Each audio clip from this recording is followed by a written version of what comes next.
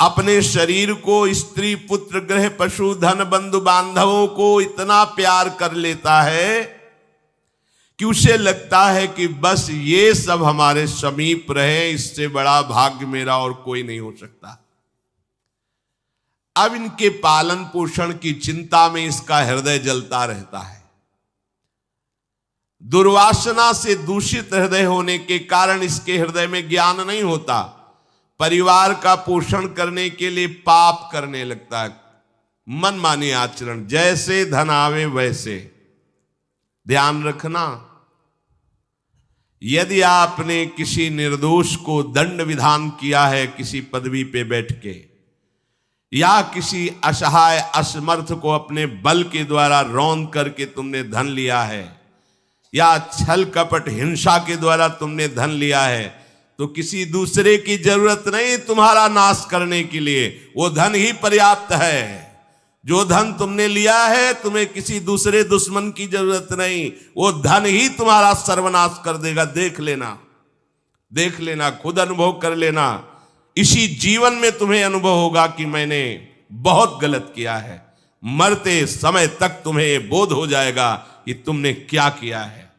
अभी नशा है तुम्हारे दिमाग में बल का, बुद्धि का, तो देख लो कुमार्गामी प्रवृत्तियों के द्वारा धन कमा के, पर जब इसका परिणाम आएगा तो रोते नहीं बनेगा, रोने लायक भी नहीं रहोगे, आंसू भी नहीं निकल पाएंगे, आह मचेगी हृदय में। वो अपनी परिवार के पोषण के लिए इतना जलने लगता है कि तरह तरह की पाप की कमाई करके परिवार को सुखी करना चाहता है। हे माता जी, वो धन वस्तुएं कमा के लाता है और उल्टा स्त्रियों के द्वारा संभोग आदि के समय प्रदर्शित किए हुए माया में कपटपूर्ण प्रेम को वो अपना जीवन समझ लेता है। बालकों की मीठी मीठी तोतली बानी में वो इतना फंस जाता है कि दुख प्रधान कपटपूर्ण कर्म करके उनकी कामनाओं को पूर्ण करना चाहता है। दूसरे बेटे का अपहरण करके उसकी हत्या भले हो जाए पर मेरा बेटा सुखी रहे। कैसे ऐसा हो सकता है? ऐसा कैसे हो सकता है? अगर किसी को तुमने 100 आंसू गिराए हैं तो 10,000 आंसू तुम तैयार रखो, तुम्हारे 10,000 आंसू गिरेंगे। तुमने किसी को अगर एक बार भी कटुवचन बोला है तो 10 बार तुम्हें कटुवचन सहना पड़ेगा।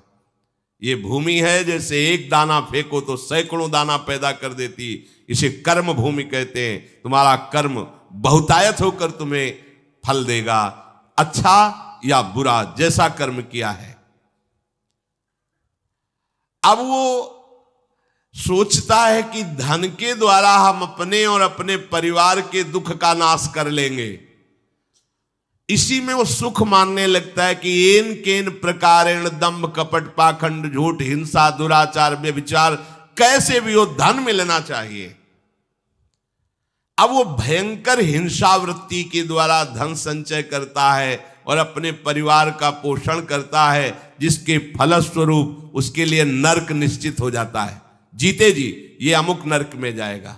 जैसे कानून है, आप हत्या करोगे तो अमुक केस लगेगा, उसका परिणाम आपको फांसी या आजीवन सजा, ऐसी पहले से निश्चित है। ये कर्म करोगे तो आपको ये नरक मिलेगा, ये कर्म करोगे इतने कल्प तक। वहां वर्ष नहीं चलते, कल्प चलते हैं।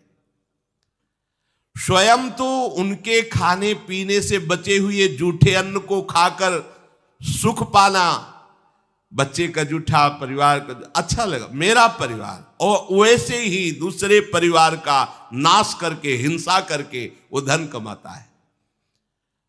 जब ऐसा कोई करता है तो बार बार प्रयत्न करने पर भी दुख हटता नहीं, दुख बढ़ता चला जाता है। लोभवश वो इतना अधीर हो जाता है कि उसे जीवन भार लगने लगा। अब क्या करूं, कैसे करूं? क्योंकि अधर्म के द्वारा कमाया हुआ धन कभी शांति प्रदान नहीं करता, सदैव दुख बढ़ाता रहता है, विपत्तियां बढ़ाता रहता है। मंद भाग्य, मंद बुद्धि वाला पूरा जीवन व्यतीत हो गया अधर्म करते हुए, अब आया बुढ़ापा चिंता छा रही है, लंबी लंबी सांसें ले रहा है, कोई उससे बात नहीं कर रहा है। जिनका पालन पोषण किया है वही पुत्र परिवार उसको देखना भी पसंद नहीं करते। खूब खूब खास के थूकता है बुढ़ा, घर के बाहर सब गंदगी फैलाए है। अगर कहीं साइड में कमरा पिछवाड़े टाइप कहीं हो तो ऐसे रखे जाते बूढ़े बाड़े, इज्जत खराब होती। सामने ही प्रवेश होते, खांस रहे बैठे हैं, कोई उनका आदर नहीं करता। जैसे किसान बूढ़े बैल की उपेक्षा कर देता है, ऐसे परिवार वाले उसकी उपेक्षा कर देते हैं। फिर भी उसे घर से वैराग्य नहीं होता, हरि की याद नहीं आती। उसने स्वयं जिनको पाला था वही उसका निरादर करते हैं, पक्का।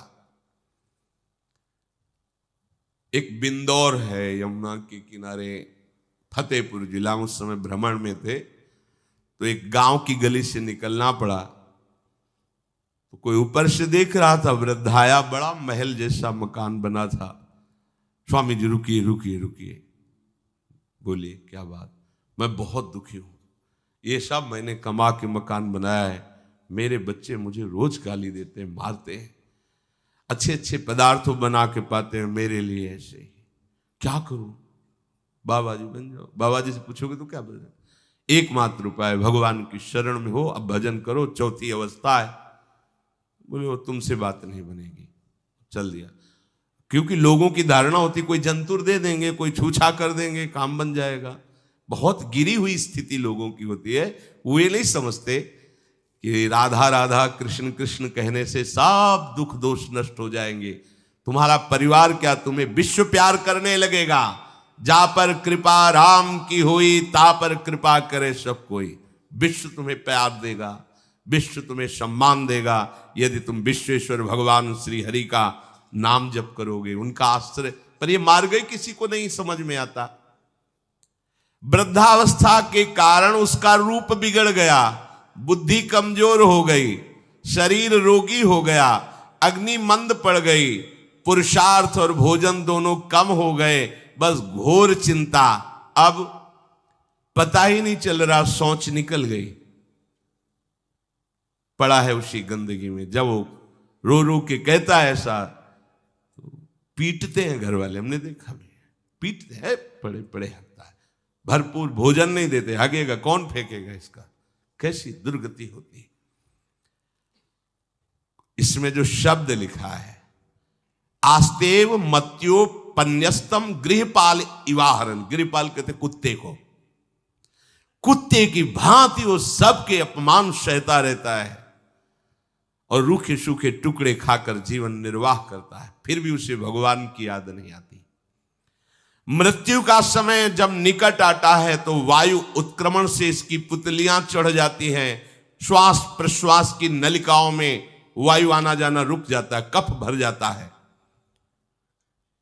अब इसे श्वास लेने में भयानक कष्ट होता है, कंठ में घुरघुराहट, पर उसका मोह उन्हीं अपने बच्चे परिवार घर शब्द ये सब छूट जाएगा। बड़ी दुर्गति है। अंतिम समय क्या सोच रहा है, ये पत्नी छूट जाएगी, बेटे छूट जाए, और बेटों ने क्या उनके साथ व्यवहार किया, ये मोह है। ये मेरा कमाया हुआ मकान कैसे छोड़ सकता हूं? तो छिपकली बन के आना, इसी मकान में रेंगना। पक्का आपका अंतिम फाइनल आपका चिंतन होता है, आपका चिंतन वही बनेगा जो जीवन भर आपने किया, उसके परिणाम में। बंधु बांधव आकर घेर लेते और मनाने लगते हैं कि अब जल्दी मर जाए, भगवान उठा लें इसे। मृत्यु पाश के वशीभूत महान कष्ट को भोगता हुआ अपने परिवार का चिंतन करता है। वो मूड ये भी नहीं सोच पा रहा कि अगर अंतिम समय कृष्ण बोल दूं, राधा बोल दूं तो काम बन जाए। कुटुंब का भरण पोषण और मोह में लगा हुआ यमराज के दूत आते हैं, मार मार के उसके प्राणों को खींचते हैं। वो तो मार वही जानता है जिस पे पड़ती है, पर सोचता कौन है? विवेक है नहीं, इसलिए सोच काम नहीं करती।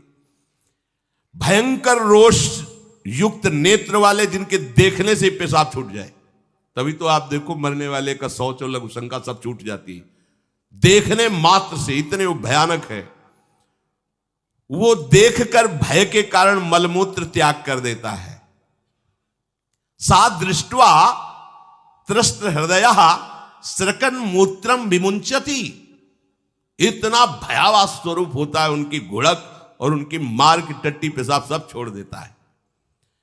यमदूत उसे भयंकर यातना देते हुए प्राण खींचते हैं। अब ये तो वही जानता है जिसके खींचते हैं।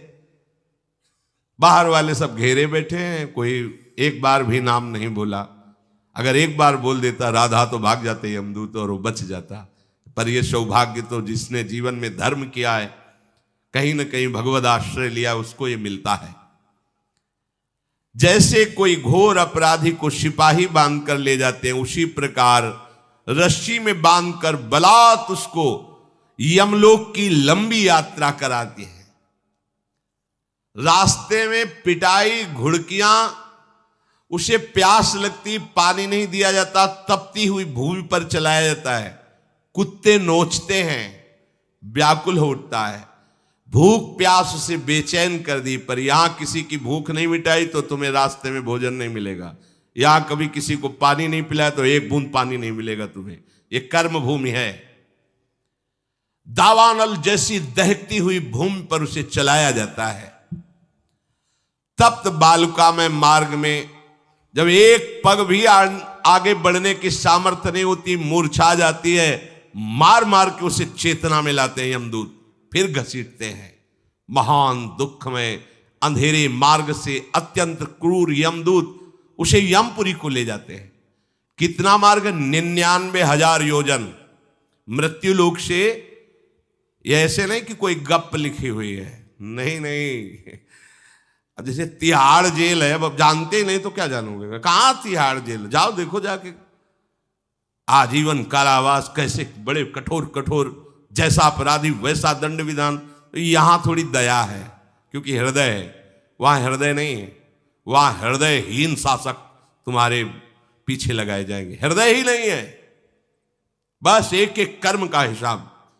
जो हमने पढ़ा था पहली बार तो होश उड़ गए थे।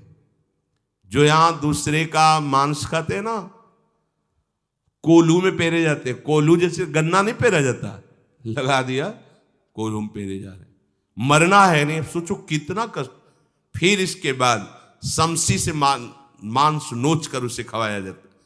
होश में हो जाओ। 99,000 योजन का मृत्यु लोक से यमलोक का मार्ग है, लिखा हो 99,000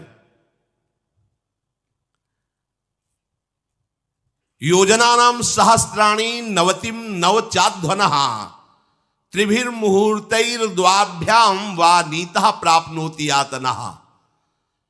एक योजन का मतलब 4 कोश, 99,000 योजन। इतने लंबे मार्ग को 2 या 3 मुहूर्त में तय करना, दौड़ा के 2 या 3 मुहूर्त, बहुत कम समय। फिर वहां पहले से तय, इसको इस नरक में डालो, इसको इस नरक में। वहां इतना समय, थोड़ी भीड़ लगी है। जैसे अपने एक फोड़ा हुआ तो अपने इतने कष्ट समझते, अस्पताल जाओ देखो चीख लगी, किसी पैर टूटा, किसी कुछ, ऐसे ही वहां सब हिसाब हो रहा है। उसको धधकती हुई लकड़ियों में जलाया जाता है, कहीं दूसरों के द्वारा काट काट कर उसको उसका ही मांस खिलाया जाता है। यमपुरी के कुत्तों के भयानक दांत होते हैं, जिंदा, अब मरना है नहीं। वहां भयानक गिद्धों के द्वारा आते खींची जाती है। यहां सांप, बिच्छू, डांस जिसको मारा है वहां भयंकर रूप रखकर उसका खून पीते हैं। हिसाब है बहुत होश में। यहां तुम किसी के शरीर को काट दो तो मर जाएगा, वहां ऐसा नहीं होता। वहां बार बार काटा जाएगा, मरोगे नहीं, पीड़ा वैसे ही होगी। बड़े भयानक कष्टों को भोगता है।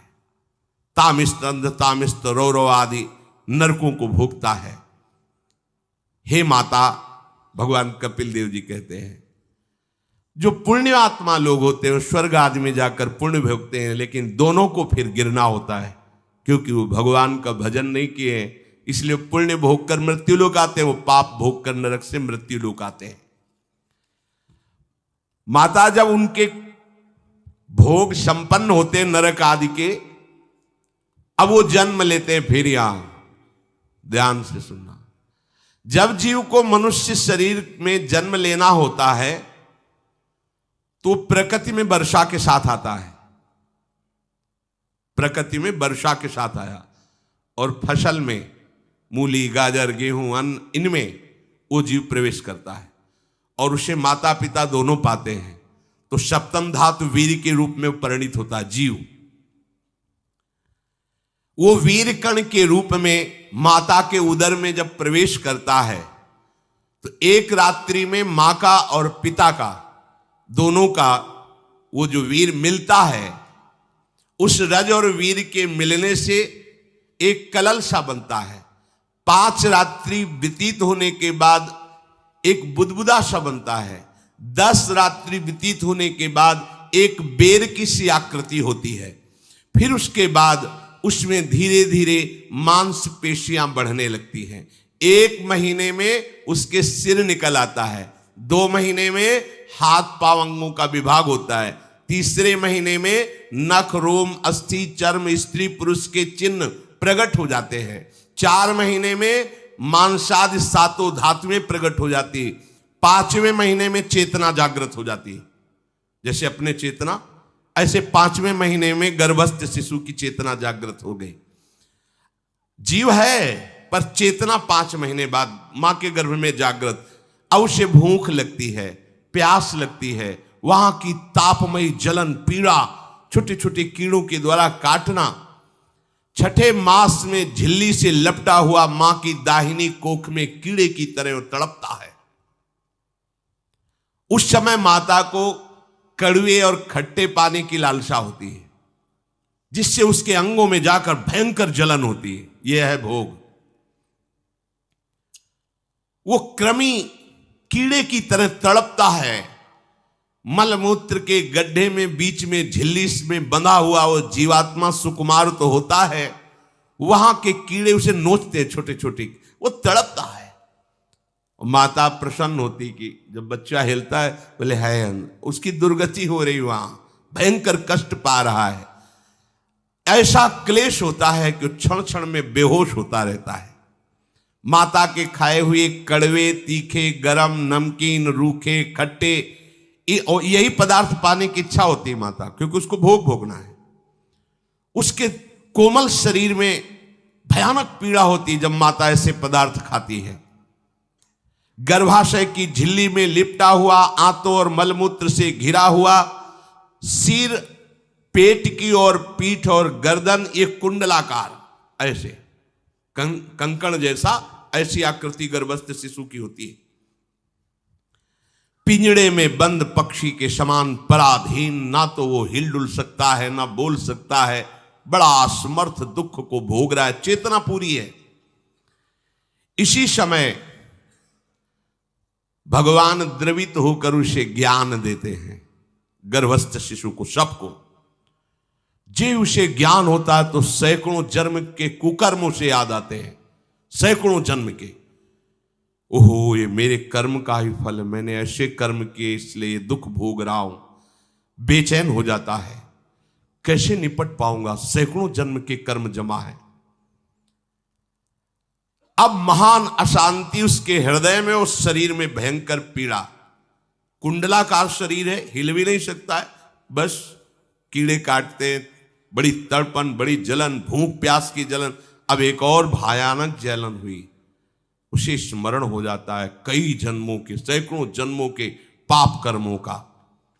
7वां महीना आरंभ हुआ कि ज्ञान का उन्मेष हो गया। अब प्रसूति वायु उसे चला रही है, तड़पता है वो। सप्त धातु में स्थूल शरीर से बंधा हुआ वो जीव भयभीत होकर के पुकारता है, अगर कोई भगवान है तो एक बार मुझे यहां से निकाल दे। वो विनय करता है भगवान से, कोई अगर भगवान है जिसने मुझे इस बंधन में डाला है, एक बार निकाल दे, यहां से जाके केवल भजन करूंगा। जीव कहता, जंतुरुवाच तस्योपशन्नमवितुम जगदिच्छयात् नाना तनोर्भुवि चलच्चरणारविंदम सोहम ब्रजामि शरणम रकुतो भयम में येने दृशी गतिरदर्श सतोनुरूपा। हे प्रभु, मैं बड़ा अधम हूं। ये ज्ञान भगवान की तरफ से गर्भस्थ शिशु को होता है। देखो, स्वयं वो इतना कष्ट पा रहा है, फिर जब आप गर्भ हत्या करते हैं तो आपका पाप कितना बड़ा होगा, सोचो। सब माताओं से विनय है, संयम से रहो, सावधान रहो। ये हत्या ऐसी नहीं कि तुम्हारे दान पुण्य से क्षमा हो जाएगी। ये जो भ्रूण हत्या है, गर्भ हत्या है, बहुत बड़ा पाप है। आप लोग अज्ञान के कारण इसको ध्यान नहीं देते, इसे खिलवाड़ समझते हो। कितना ज्ञान है। बेटी ही मां है, बेटी ही बहन है, बेटी ही पत्नी बनती है, बेटी ही किसी के जीवन को धारण करने वाली बनती है। और आपने गर्भ में देख लिया बेटी है, तुम स्वयं मां होकर उसका साथ दे रहे हो, उसका नष्ट करने के लिए। हमारी तो बात ही समझ में नहीं आती, क्या बुद्धि भ्रष्ट हो गई। अगर पुरुष का इतना महत्व है तो बेटियां ना हो तो तुम्हारी कौन सी गति होगी, सोचो जरा। जीना मुश्किल हो जाएगा तुम्हारा। तुम पुरुष किस काम के रह जाओगे। तुम्हारा अर्धांग काट दिया जाए तो तुम कैसे होगे।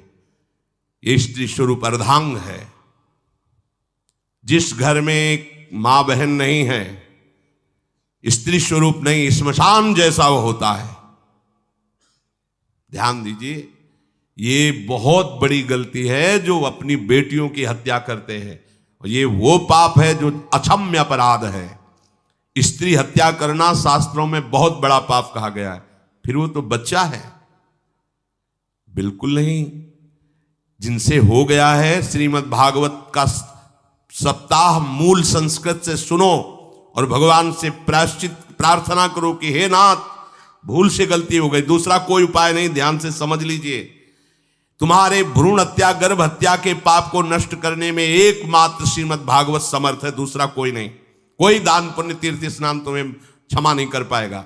यह ऐसा महापाप है। अगर हृदय में जलन करके और मूल संस्कृत के द्वारा पूरी 7 दिन में भागवत श्रवण की जाए नियम से, तो भागवत समर्थ है, इस हत्या के पाप से भी आपको मुक्त कर देगी। जिनके ऐसे हत्या हो गई हो करवा लो, नहीं तो बुद्धि आगे भ्रष्ट करके तुम्हें हरि गुरु से विमुख कर देगा। ये पाप ऐसा नहीं कि तुम्हें 2-4 माला घुमाने से क्षमा हो जाएगा। ये महत अपराध है। सबकी समझ में नहीं आता, समझ जाओ, नहीं तो आप जहां भी हो वहीं से भ्रष्ट कर देगा। ये अपराध नष्ट नहीं होगा, श्रीमद् भागवत की कृपा से नष्ट हो जाएगा। यह हमें बहुत विश्वास है। श्रीमद् भागवत सप्ताहिकी ये है ही महामहिम। प्रेत योनि को प्राप्त धुंधकारी को सीधे भगवत पार्षद स्वरूप देकर परम पद में आरूढ़ कर दिया। केवल 7 दिन की मूल संस्कृत एक भी श्लोक नहीं छूटना चाहिए। अगर सप्ताहिकी का पारायण हो तो इस भ्रूण हत्या गर्भ हत्या से भी निवृत्ति मिल जाए।